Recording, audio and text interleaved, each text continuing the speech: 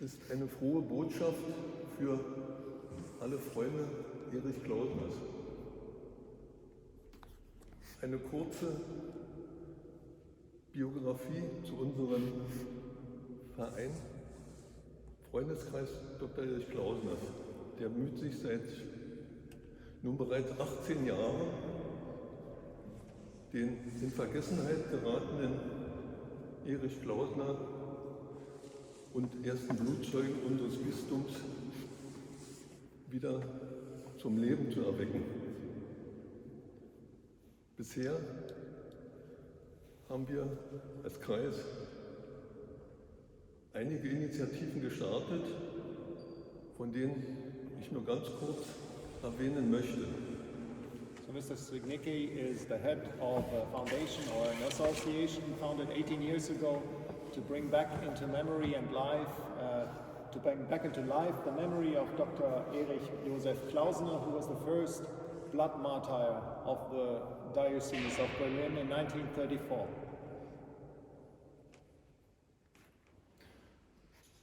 Klausener kam mit 32 Jahren in den Landkreis Adenau. Dort blieb er 2 Jahre und wechselte dann in den Landkreis Recklinghausen, der dann wiederum ein Sprungbrett war, um 1924 nach Berlin zu gelangen.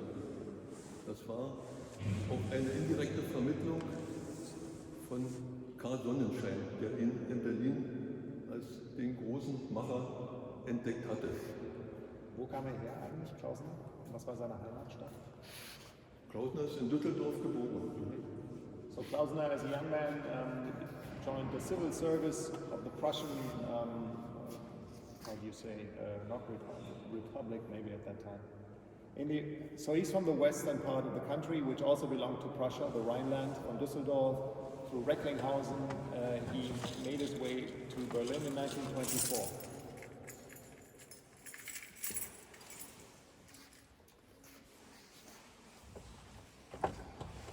In Berlin dann zum Ministerialdirektor aufgestiegen, begann er sogar schon 1925 einen Aufruf im Ministerium, um die sehr merkwürdigen öffentlichen Veranstaltungen eines Hitlers verhindern zu können.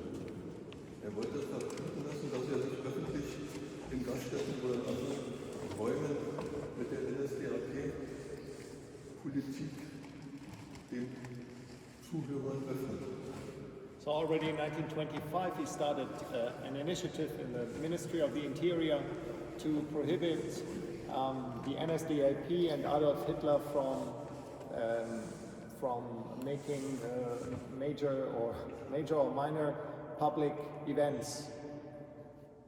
1925, 8 years before the rise to power. Es sind also Kopien von Schriftstücken, die das belegen, so auch, dass er 1931 offiziell bei seinem vorgesetzten Ministerium beantragte, den damals noch staatenlosen Adolf Hitler des Landes zu verweisen. Das wurde aber leider abgelehnt. In 1931 he issued a request to his superior whether the stateless Adolf Hitler, who did not have a citizenship in Germany, shouldn't be ausgewiesen, expelled from Germany, but it was not granted. Die späteren Machthaber haben sich das natürlich wohl gemerkt. Als dann in Nürnberg der Kriegsverbrecherprozess stattfand, wurde offiziell von Göring unter anderem zu diesem Thema geäußert, dass er, also der Klausener, uns mit Nadelstichen geärgert hat und wir mit der Faust zurückschlagen werden, was sich dann in anderer Form darstellte, so auch.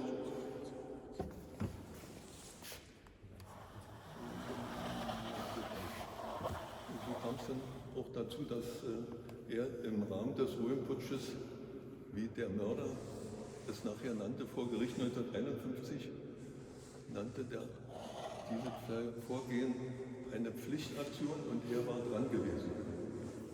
Okay. So all these initiatives to fight against the National Socialism put him on the blacklist of the National Socialist movement.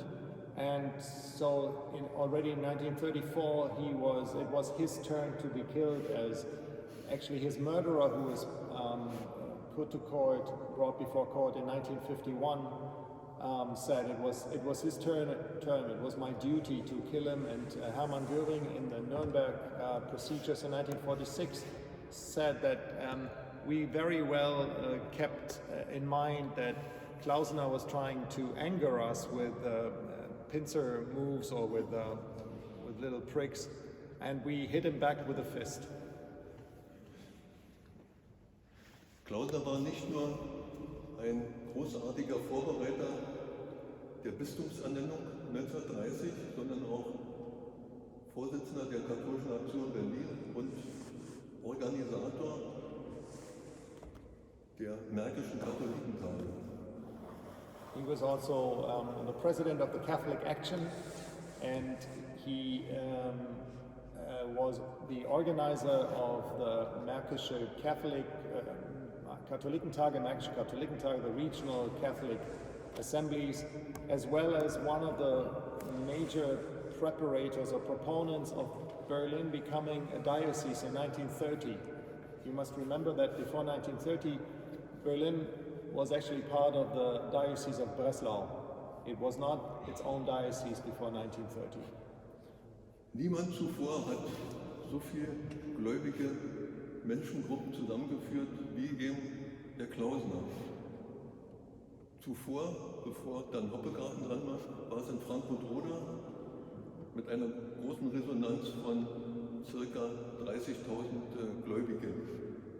Zum 32. Märkischen Katholikentag in Berlin-Hoppegarten, wie es dann hieß, kamen ja bekanntlich 50, andere Nachweise sind 60.000 Besucher im Laufe des Tages, weil die S-Bahnen es nicht schafften, diese große Menschenmenge von Berlin nach Hoppegarten zu transportieren.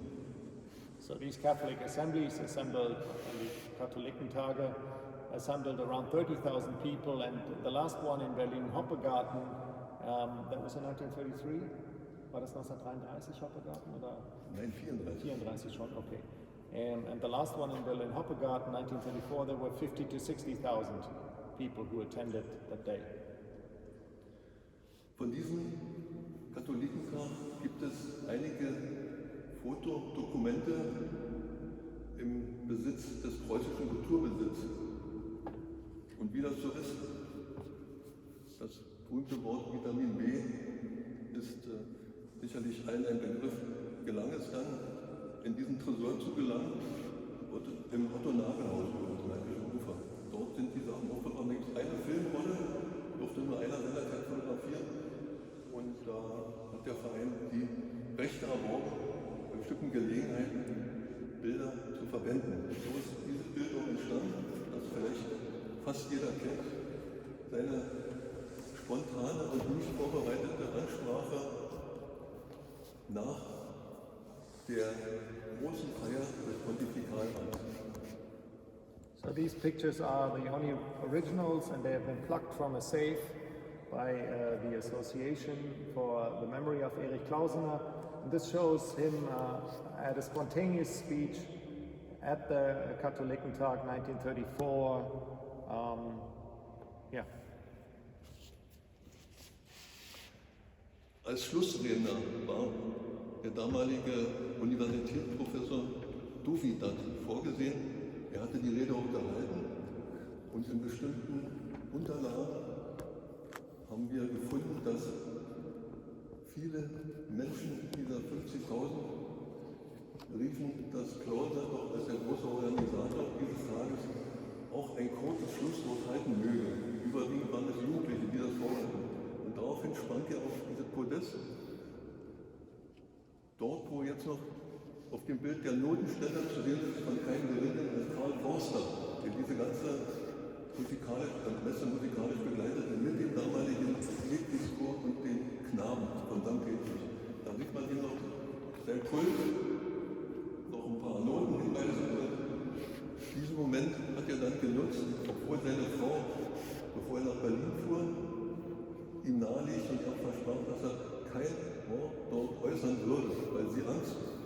das, da er sowieso schon so ein bisschen gekennzeichnet war in den Kreisen der erstarkenden NSDAP und der damaligen Regierung, 1933, demokratisch gewählt, aber man merkte sich die Nadelstiche.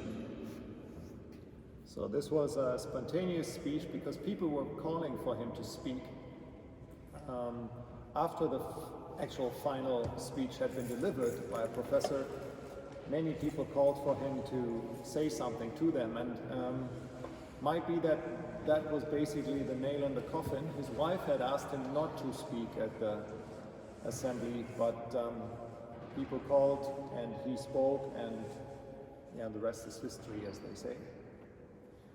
Auf diesen anderen Bildern ist zu erkennen, was vorher im offiziellen Kirchenreich nicht denkbar war. Man hat die Kommunion an den Reyes der Rennfahrer verteilt. Da gab es vorher noch eine Diskussion zwischen ihm und dem entscheidenden Kirchenfürsten, das doch zu tun. Denn niemals wären 50.000, man hat auch die Zahl anhand der verteilten Kommunionen nachempfinden können, gelingen können. Das ist schon enorm gewesen in seiner Zeit. Okay, this was for that time a very modern way of giving communion.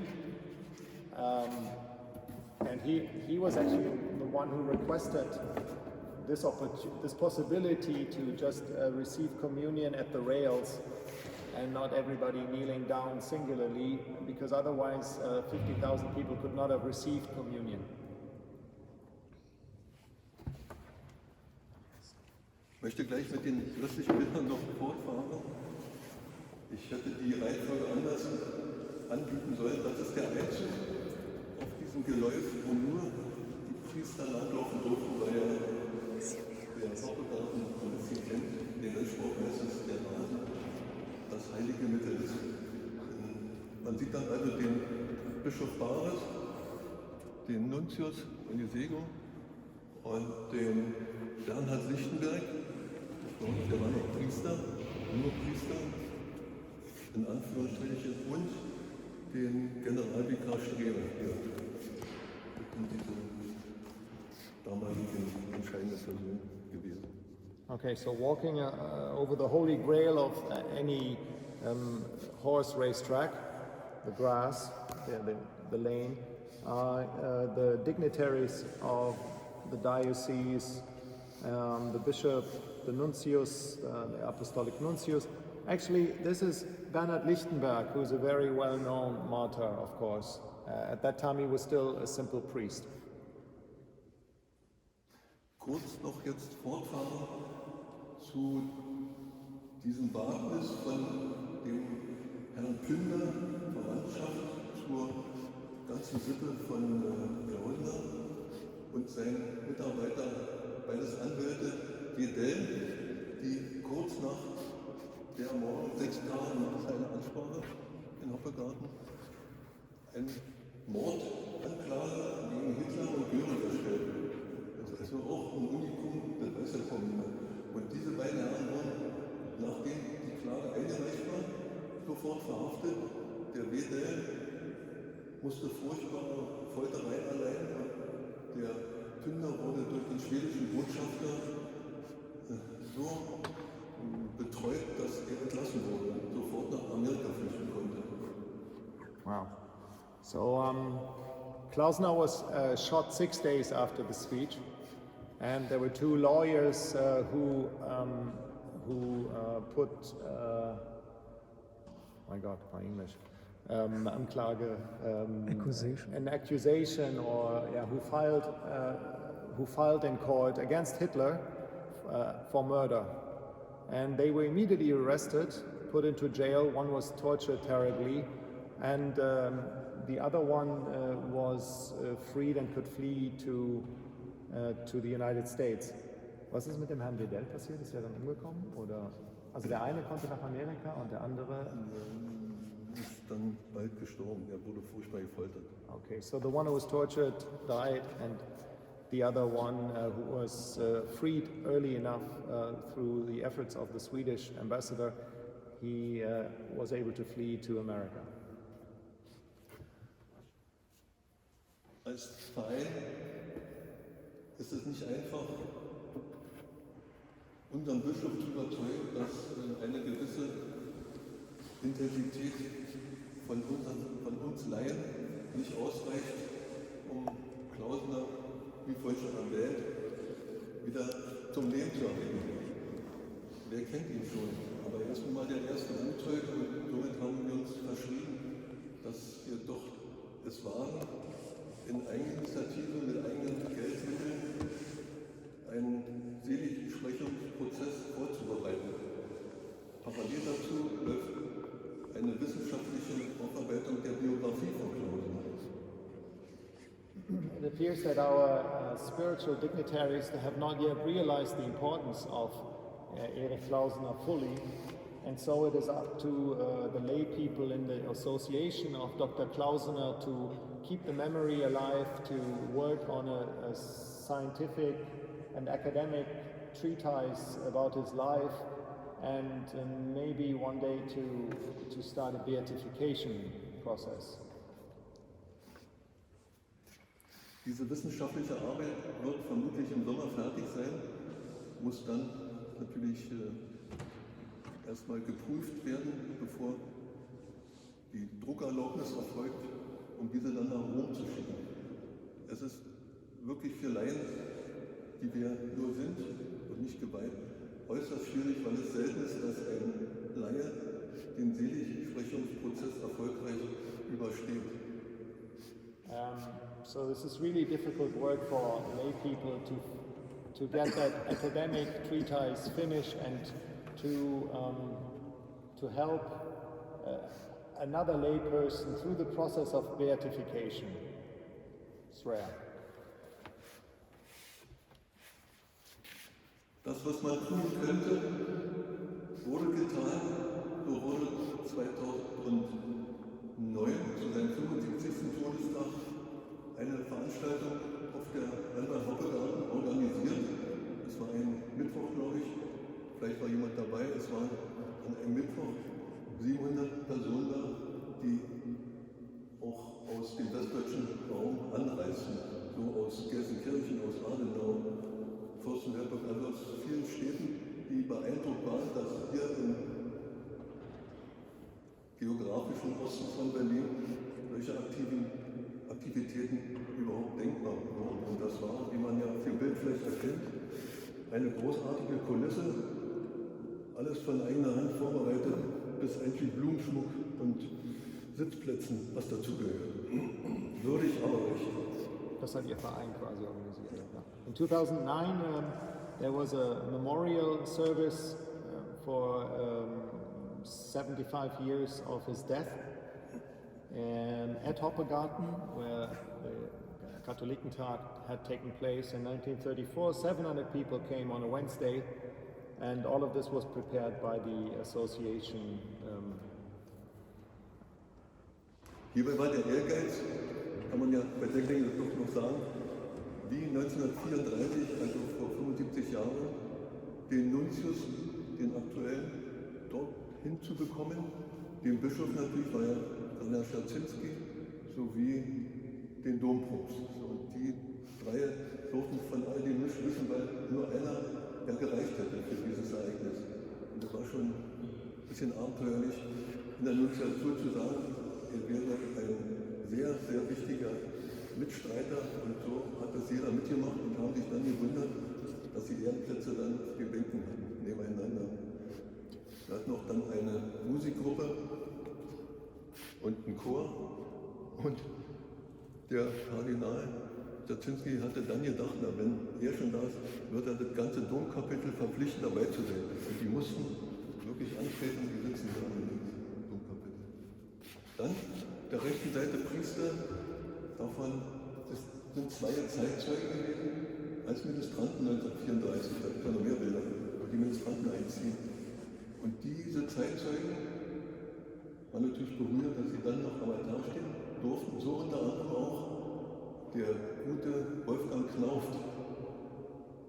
Der ist ja nun wahrscheinlich kein Unbekannter und hatte sich sehr geehrt gefühlt, dass er dann dabei sein durfte. Er hat ja nun über Klausener so manches auch geschrieben.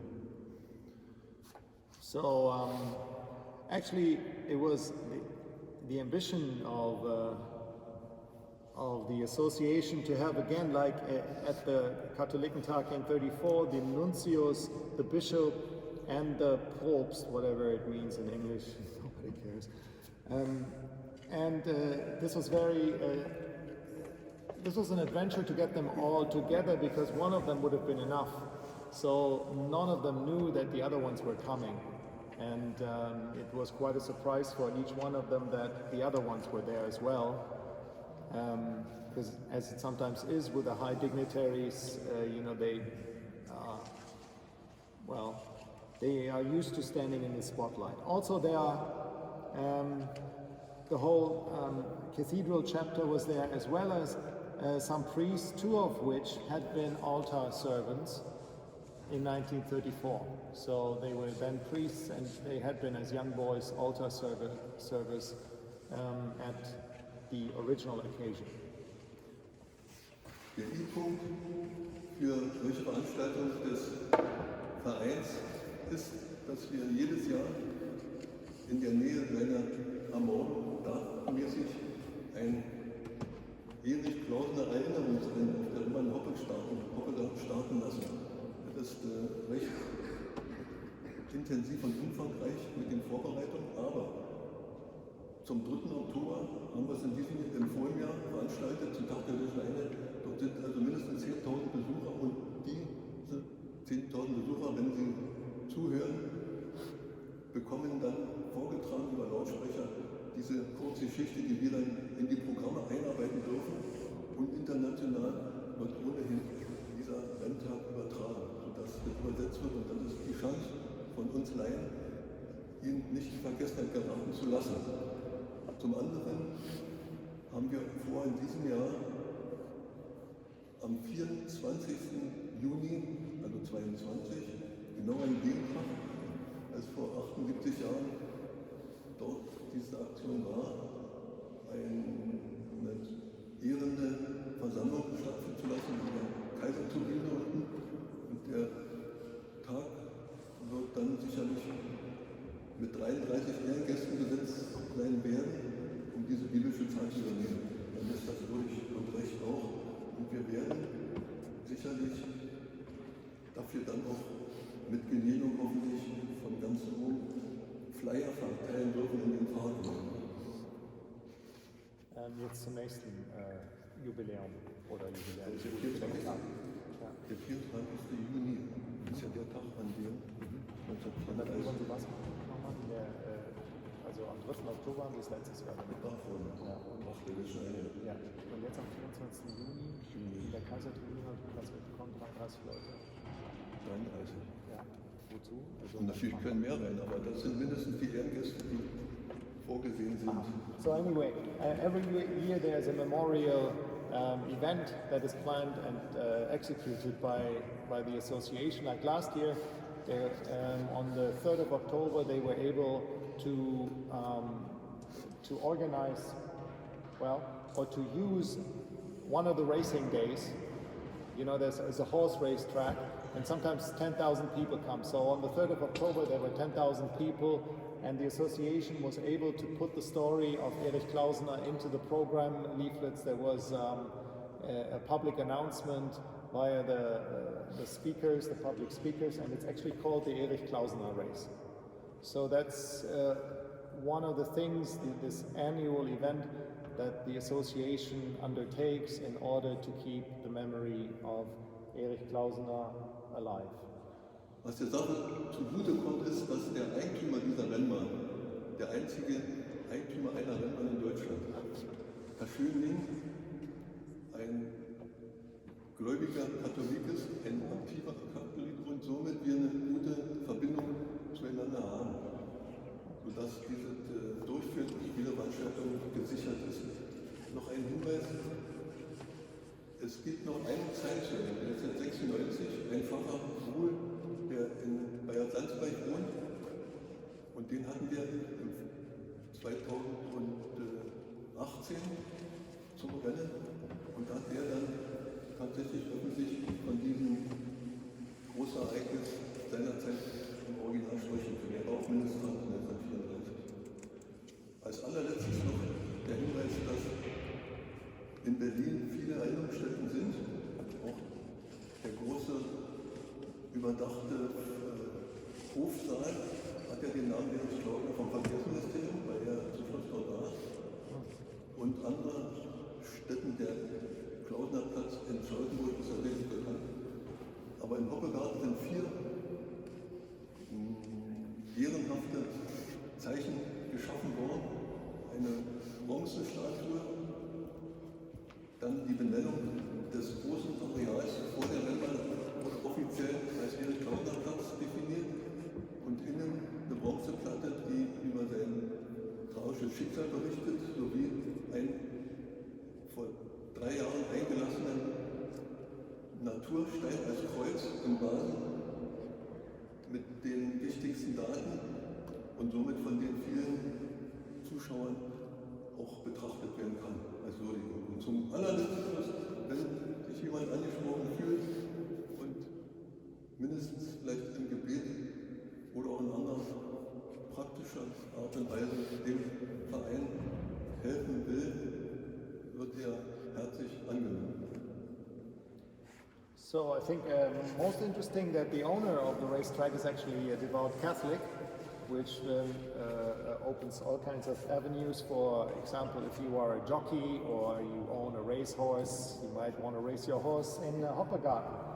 Also, the association, well, if that's not the case, we can at least be spectators.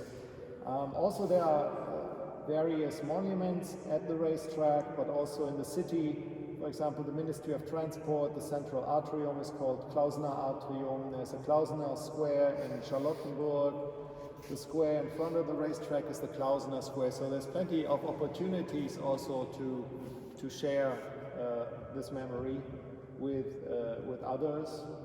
And also, if anybody's interested in supporting the association by prayer, by deed, or by alms, then please feel free, obviously.